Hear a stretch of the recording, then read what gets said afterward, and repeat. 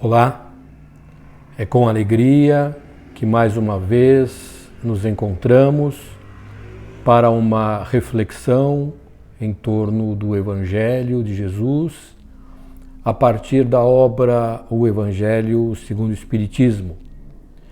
Eu não poderia deixar de manifestar a minha gratidão e enviar a minha saudação fraterna a vocês que, com toda a gentileza e generosidade, permitem que eu adentre os domicílios de vocês para este nosso momento de elevação, de reflexão. Vamos iniciar então orando, sempre endereçando a Deus, o nosso Pai, de infinito amor e bondade, Criador de tudo que existe no universo. O nosso agradecimento por todas as bênçãos que recebemos em nossas vidas, na vida de nossos familiares, das nossas pessoas mais chegadas, mais queridas. Os dons da saúde, do bem-estar, da paz, da tranquilidade, da segurança, do trabalho, do estudo, das amizades, enfim, tudo aquilo que nos proporciona crescimento, amadurecimento espiritual, de modo que nós possamos gradativamente ir alcançando aqueles degraus que farão de nós criaturas melhores, mais moralizadas, mais amorosas e que com o tempo adquiriremos a condição de entrar no reino dos céus. A Jesus, o Mestre querido, toda a nossa gratidão pelo seu carinho, seu empenho em manter-se firme no leme desta nossa nau, terra querida, assegurando que a vontade de Deus se cumpra integralmente para cada uma das criaturas, em cada um dos quadrantes do planeta, sempre respeitando as nossas individualidades, o nosso livre-arbítrio. Aos espíritos bondosos que trabalham irmanados em nome de Jesus, nos guiando, nos amparando, nos assistindo, nos instruindo, sempre com todo o amor, com todo o carinho, a nossa gratidão também. Que nestes momentos em que estamos reunidos, refletindo, concentrados nesta temática, os nossos corações se abram para as boas vibrações que certamente esses espíritos que nos acompanham endereçam para nós e que saibamos tirar proveito desta oportunidade para o nosso crescimento, para o nosso equilíbrio, para a nossa felicidade. Que assim seja. Então hoje nós vamos retomar o capítulo 16 que iniciamos em oportunidade anterior, cujo título é Não se pode servir a Deus e a Mamon.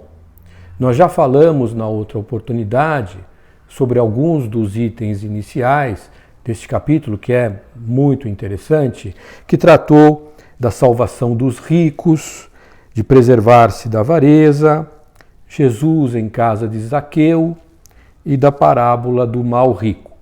Até aqui, basicamente, o que foi tratado é que o ensino de Jesus no que diz respeito à posse da riqueza tem sido, de maneira constante, mal interpretado, como tantos outros ensinos do Mestre. Uma leitura superficial das passagens pode fazer a pessoa acreditar que Jesus teria condenado a riqueza por ser ela um elemento de perdição das criaturas, quando na verdade não se trata disso. A riqueza, o dinheiro, ele é apenas uma ferramenta, um instrumento, assim como uma enxada, uma pá, uma máquina, que pode ter o seu uso para o bem ou não, a depender de quem a estiver manipulando, de quem a estiver usando. Então, se a riqueza pode efetivamente levar as criaturas a situações difíceis, é por conta das más tendências dessas criaturas, do seu apego excessivo aos bens terrenos, do seu orgulho, da sua vaidade, do seu egoísmo, da sua ganância sem limites, que sem dúvida nenhuma são despertados, provocados pelos bens materiais. Mas a culpa não está nos bens em si, mas no modo, na maneira como as pessoas fazem uso desses bens. Então a riqueza, ela jamais poderia ser em si mesma um elemento permanente e eterno de perdição. Se assim fosse, Deus não a teria criado, Deus não a teria disponibilizado às criaturas, porque Ele estaria impondo a essas criaturas uma situação da qual elas não teriam como escapar, tá certo? O outro aspecto também que foi comentado nesses trechos iniciais foi sobre a transitoriedade dessa condição. A riqueza ou a falta dela tem a ver com a necessidade que cada criatura possui de aprender e de amadurecer, ou seja, em cada reencarnação nós podemos estar numa ou noutra situação. Não há nenhuma condição permanente no fato de nós sermos ricos, poderosos, influentes, portadores de títulos de nobreza, possuidores de grande destaque e relevância na sociedade. Isso é meramente uma circunstância passageira. Claro que quem está numa situação dessas precisa saber fazer bom uso destes instrumentos, dessas ferramentas, desses dons materiais emprestados por Deus para o bem, não apenas o uso, o gozo individual, mas para que essa riqueza possa produzir algo de bom a outras criaturas também. Então, o problema não é o dinheiro, não é a riqueza. Quando Jesus fala de não se poder servir a Deus e a Mamon, entendendo aqui Mamon como uma entidade alegórica, né, que representaria aí a riqueza, foi exatamente nesse aspecto de que é muito difícil para alguém possuidor de muitos bens, de muito patrimônio, entender essa verdade e manter-se fiel ao seu compromisso de autoelevação, de autoaprimoramento. Então foi nesse sentido que Jesus transmitiu a lição de não poder servir a dois senhores simultaneamente, porque nós estaríamos agradando a um e desagradando a outro, privilegiando a um e menosprezando o outro.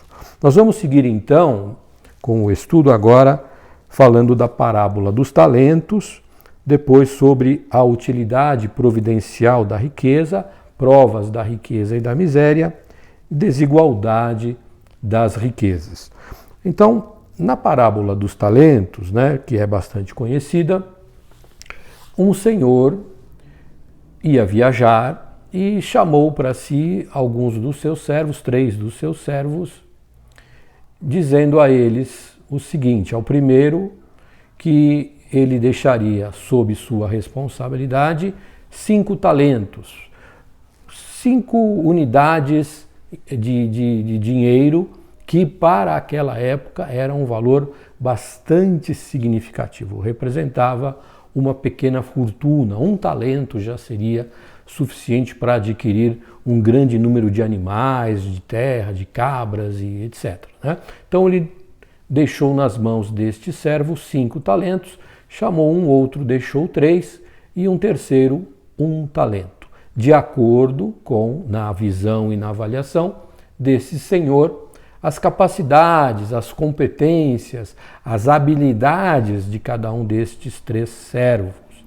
O primeiro, que recebeu os 5, sabia que o Senhor era uma pessoa muito rigorosa, muito exigente, que pediria contas quando voltasse, tratou então de empreender, de investir, a fim de multiplicar os recursos que lhe foram deixados sob a guarda. Tanto ele fez que acabou ganhando mais 5 talentos. O segundo, que recebeu os 3, agiu de forma semelhante e também conseguiu arrecadar mais 3 talentos. O último deles, que recebeu 1 talento, temeroso da severidade do Senhor, achou por bem enterrar o talento, com medo de perdê-lo e depois não ter como restituir ao seu senhor. Passado algum tempo, eis que volta, este senhor de fato chama os 3 servos, lhes pede a conta sobre o que eles fizeram e cada um apresentou o seu resultado. Os 2 primeiros que multiplicaram, o Senhor agradeceu, enalteceu a sua conduta, o seu empreendedorismo, enfim, e pediu para que eles passassem para a sua direita. Quando o terceiro contou o que fizera, o Senhor ficou muito bravo, né? E deu uma bronca no servo, o chamou de preguiçoso, porque ele deveria, na pior das hipóteses, ter deixado o talento com os banqueiros, a fim de que, ao final do período, o Senhor ao menos tivesse juros. Tirou o talento daquele e passou para o que tinha os 5, e decretou então que esse servo último fosse preso e tudo mais. Essa passagem da parábola dos talentos está no Evangelho de Mateus, no capítulo 25, versos de 14 a 30. Muito bem. Qual é a lição que Jesus quis nos transmitir? Este Senhor da parábola, na verdade, é Deus, o nosso Pai, aquele que tudo cria, que tudo provê a todas as suas criaturas. E essa provisão de Deus, ela segue o seguinte critério: a cada um segundo as suas possibilidades, segundo as suas capacidades, segundo as suas necessidades. Ele não repartiu de maneira idêntica os bens, não é? Então o Senhor tinha 5 mais 3 mais 1, tinha 9 talentos, ele poderia simplesmente dividir de modo a que cada um dos seus servos ficasse com 3 talentos, né? Mas ele não fez isso. Deu a um 5, a outro 3 e a outro 1. Por quê? Porque ele conhecia, ele sabia do potencial, das habilidades, da competência de cada um dos seus servos, que eram diferentes, né? E, portanto, ele fez essa divisão de maneira proporcional à capacidade de cada um. E é assim que Deus age conosco, né? Deus nos concede aquilo que nós somos capazes de lidar, aquilo com que nós somos capazes de crescer, de aprender. Ele não nos impõe nada, nem um sacrifício, nem uma prova que esteja além, acima das nossas capacidades, não é? E quando se trata da riqueza, é da mesma forma. Por que que ela não é igualmente distribuída entre todos os homens? Algumas pessoas poderiam achar que Deus deveria agir dessa forma. Então há essa questão que foi proposta, né? E que está aqui, diz o seguinte: por que não são igualmente ricos todos os homens? E a resposta dada pelos Espíritos: não o são por uma razão muito simples, por não serem igualmente inteligentes, ativos, e laboriosos para adquirir, nem sóbrios e previdentes para conservar. Então vejam que essa é a razão básica, essencial, que define, que determina as diferenças de condição de cada criatura. E ainda ele fala mais, o Allan Kardec, neste trecho, né, neste item. Mesmo que hipoteticamente houvesse a possibilidade material de uma divisão absolutamente igualitária de todas as riquezas entre as criaturas da Terra, o que aconteceria naturalmente com o passar do tempo? A mesma coisa que aconteceu com os servos da parábola. Aquelas pessoas mais dedicadas, mais trabalhadoras, mais inteligentes, mais perseverantes, mais capazes de lidar com as atividades empresariais, comerciais, se destacariam e, ao final de um certo prazo, naturalmente teriam acumulado mais do que outros dos seus irmãos. É assim que funciona, porque nós somos assim. Isso faz parte da nossa natureza. As nossas capacidades são diferentes. Os nossos dons intelectuais, morais, espirituais são distintos, né? Então, seria algo natural que, mesmo com uma repartição absolutamente igual da riqueza, com o tempo essa distribuição voltaria a se mostrar desequilibrada, né? O que se coloca muitas vezes não é a questão da desigualdade das riquezas em virtude das habilidades individuais. São as injustiças que ocorrem num país, num sistema social qualquer, em virtude da ambição desmedida, do orgulho sem tamanho, do egoísmo fora de proporções, que faz com que certas criaturas queiram apenas para si, não importa o quanto elas já tenham, o tamanho de suas fortunas, elas continuam agindo e até de maneira desonesta para prosseguir armazenando, para seguir acumulando, ainda que em detrimento de outras tantas criaturas.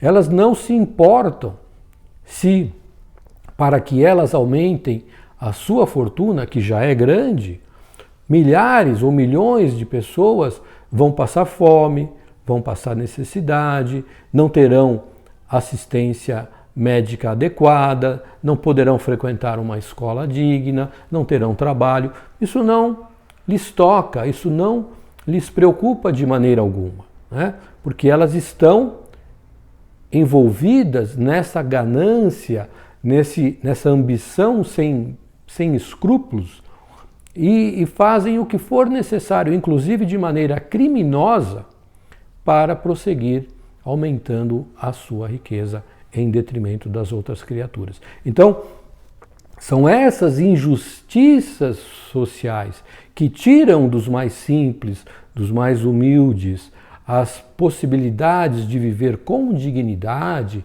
a partir do seu trabalho honesto, que a humanidade terrena precisa combater e precisa superar. Mas isso, lamentavelmente, mas é assim, não vai acontecer por uma situação política, né? Por uma situação de mudança de leis, ou de instituições, ou de governantes.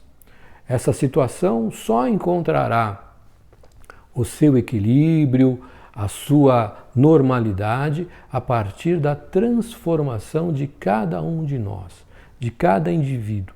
À medida que eu melhoro como indivíduo, à medida que eu entendo como funcionam estes mecanismos da vida, da riqueza, do trabalho, e que passo a exercer essa minha vivência de maneira fraterna, de maneira amorosa, buscando sim o meu bem-estar, mas também agindo de forma concreta, objetiva, para diminuir as necessidades, as dificuldades, as carências dos meus semelhantes, naturalmente, né? Quanto mais e mais de nós adotarmos esse tipo de consciência e de conduta, a sociedade vai gradativamente se transformando e as relações entre as pessoas, entre os cidadãos de um mesmo país, de uma mesma nação, se darão de forma completamente diferente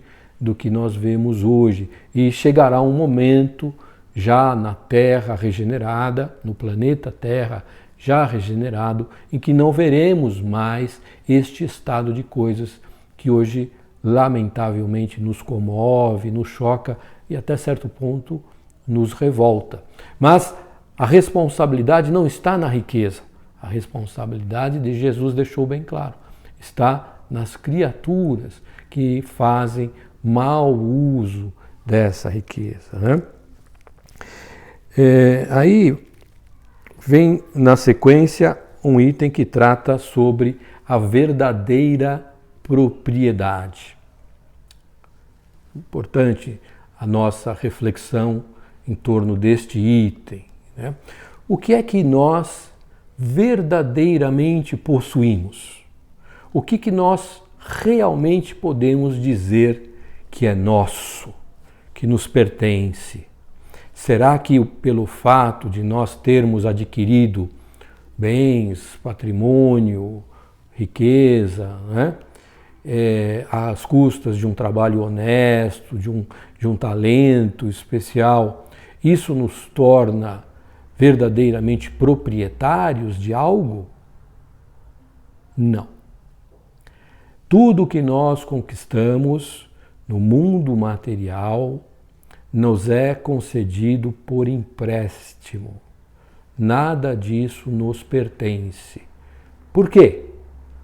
Porque quando chegar o dia, e esse dia chegará, em que nós deixaremos a vestimenta carnal aqui no planeta e o nosso espírito se libertará e rumará para regiões espirituais adequadas ao nosso grau evolutivo, nada dessas posses, desses bens irá conosco. Não é possível levar. Então, o que nós verdadeiramente possuímos?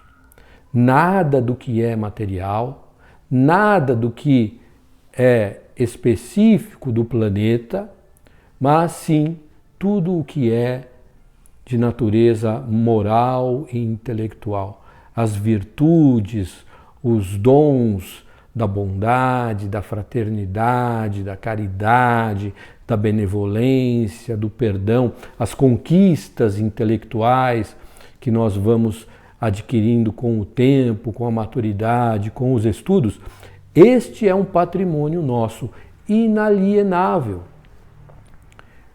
Nós jamais o perderemos. Ele aumentará a cada nova existência, a cada nova experiência.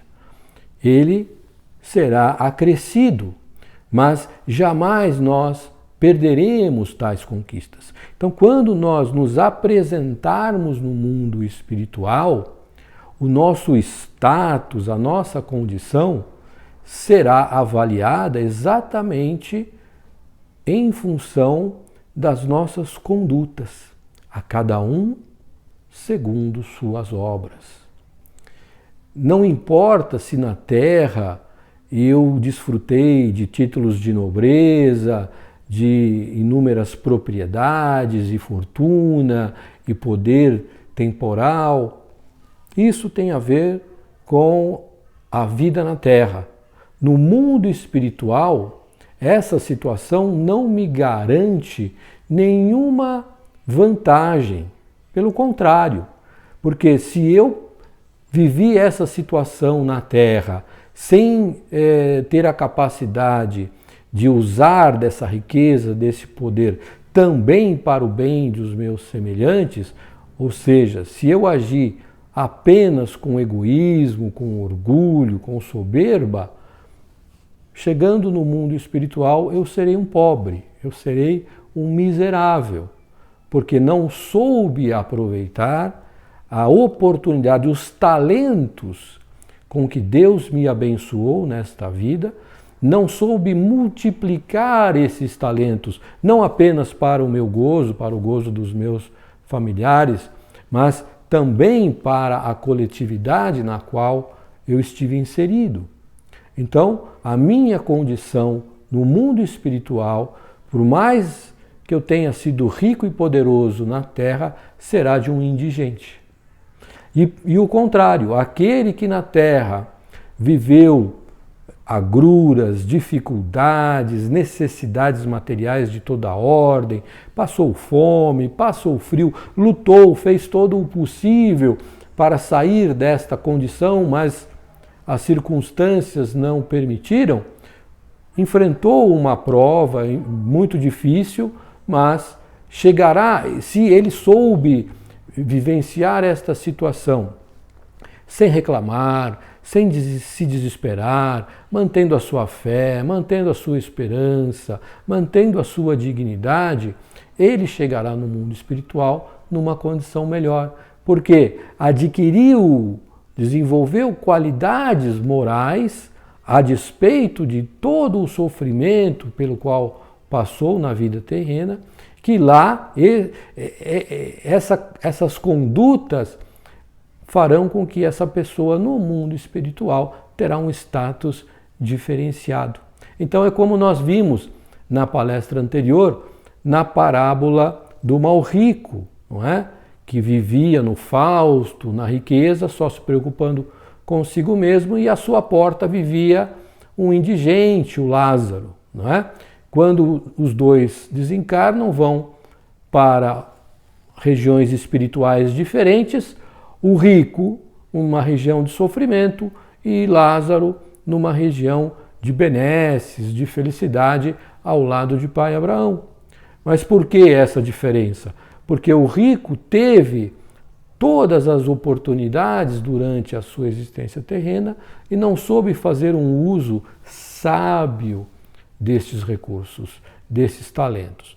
De outro lado, Lázaro sofreu porque havia uma necessidade, né? Um resgate, uma expiação, e ainda mesmo com todo esse sofrimento, se manteve íntegro, se manteve fiel a Deus, se manteve numa postura de alguém que entende as verdades da vida e, ao desencarnar, pôde gozar de um local, de uma condição de paz, de serenidade, de bonança. Não é? Então, é assim que funciona. A propriedade na Terra, ela é temporária, passageira. Mesmo durante uma existência, nós temos na Bíblia, né, o exemplo de Jó, que era muito rico, depois perde tudo, né, e fica sem nada e passa por muitas dificuldades. Em nenhum momento ele se revoltou para com Deus. Em nenhum momento ele blasfemou, ele achou que estaria sendo um erro de Deus, uma injustiça de Deus. Ele sempre soube aceitar serenamente as circunstâncias e posteriormente ele voltou a encontrar a riqueza até maior do que a que ele havia perdido. Não é? Então é assim que nós devemos nos comportar diante da riqueza. Então os bens da terra pertencem verdadeiramente a quem? A Deus. Nós somos usufrutuários, nós somos como que mordomos, não é? E devemos ser fiéis na administração, no uso, saber usar de forma para produzir o máximo de bem possível, coletivo e individual. Mas os bens são sempre de Deus. Ele provê, ele toma quando ele achar que deve. Né? Somente a sua sabedoria, a sua bondade, a sua justiça é que determinam essas circunstâncias. O emprego da riqueza, não é? Então, por que se faz necessário que a riqueza se acumule em determinadas pessoas, em determinados lugares? Porque o homem tem um grande trabalho, e vem fazendo principalmente neste século, para dotar o planeta das condições adequadas para alimentar, para produzir condições sanitárias adequadas, para prover educação a toda a população. Para isso se fazem necessários investimentos, descobertas, quanto que a ciência não avançou aí nos últimos anos, mas para tanto são necessários recursos de grande monta, né, de grande volume. É por isso que a riqueza ela se acumula para poder produzir essas obras de grande envergadura. Não é? Se cada um, vamos voltar à questão da divisão igualitária dos bens, se cada um tivesse uma riqueza igual, não haveria nenhum estímulo ao estudo, aos empreendimentos, a humanidade estaria ainda muito atrasada. Não é? Todo esse progresso que nós temos acompanhado só é possível graças a um investimento de muito dinheiro por parte de governos, por parte de instituições, de universidades, de empresas privadas. Se não fosse isso, nós não teríamos todo o conforto, todo o bem-estar, todo o progresso que nós alcançamos. Claro que há situações indesejáveis, situações complicadas, mas isso faz parte ainda do nosso processo evolutivo. Mas é fundamental. Imaginem construir, um exemplo bem simples, construir uma usina hidrelétrica. Né? Construir uma barragem, instalar os rotores, as máquinas, fazer toda a parte da distribuição, né, do cabeamento, das torres. A magnitude dos recursos que são necessários para que nós tenhamos a possibilidade de apertar um interruptor e ter uma lâmpada acendendo na nossa residência, ou de ligar um aparelho e de ver um filme, ou de falar no telefone. Não é? Então, para que nós tenhamos água encanada, luz elétrica, saneamento básico, são necessários investimentos muito grandes. Por isso que é natural e é necessário que a riqueza se acumule. Mas ela muda de mãos também, de tempos em tempos. Né? Deus vai trocando a riqueza de lugar exatamente como aquilo que nós falamos no início, de acordo com as necessidades de cada criatura que reencarna na Terra para usar a riqueza ou padecer da falta dela. Então, mesmo alguém que tenha adquirido fortuna, não significa que ele terá o direito de transferi-la por hereditariedade aos seus descendentes. Se esse não for o plano de Deus, pode acontecer que os seus descendentes não ficarão com nada dessa fortuna. Porque quem tinha que passar por essa experiência foi o que deu início, né? O patriarca, digamos assim, ou a matriarca, né? Mas os filhos não vão poder usufruir dessa riqueza. Há outros casos que sim, isso aí depende das necessidades de cada um no seu plano reencarnatório. Então, é isso que nós tínhamos para dizer. Para finalizar, então, a questão do desprendimento dos bens terrenos. Né? Entendendo que nenhuma riqueza material é nossa propriedade. Somente os bens da alma é que de fato nos pertencem. Nós precisamos ir exercitando desde já o desapego, o desprendimento dos bens materiais. Claro que todos nós gostamos de adquirir um imóvel, um bom carro, de fazer uma boa viagem, de comer bem, de se vestir bem. Nenhum problema, nada de errado com isso. Mas a questão crucial que está aqui no ensinamento é que nós devemos entender essas situações como algo bom, se nós temos a possibilidade, e que não faz diferença para a nossa felicidade se nós não podemos tê-lo. Nós não podemos sofrer porque não conseguimos comprar um celular novo, uma bolsa nova, porque não podemos frequentar um restaurante da moda. Nós temos que entender que a felicidade não depende dessas coisas. A felicidade verdadeira está na paz de espírito, num coração amoroso, numa conduta equilibrada, sadia, numa convivência amorosa entre família, entre amigos. É daí que vem a nossa felicidade, não é da posse disso ou daquilo. Então nós precisamos ir exercitando esse desapego, esse desprendimento, porque um dia nós vamos ter que nos separar de todos esses bens. E quanto mais apegados nós formos, mais difícil se fará essa transição. Aquelas criaturas que permaneceram muito apegadas ao dinheiro, quando desencarnam, enfrentam muitos problemas, muitas dificuldades, né? Porque não entendem o que se passa com elas, não conseguem enxergar a sua nova realidade e podem passar muitos anos no plano espiritual em situação de sofrimento. Então aprendamos desde já a irmos nos desapegando dos bens terrenos. Saibamos usar, saibamos adquirir, nos esforcemos para progredir, para melhorar sempre, porque essa é a lei, o progresso, mas sem apego excessivo, né? Sabendo que tudo ficará aqui, que nada é nosso.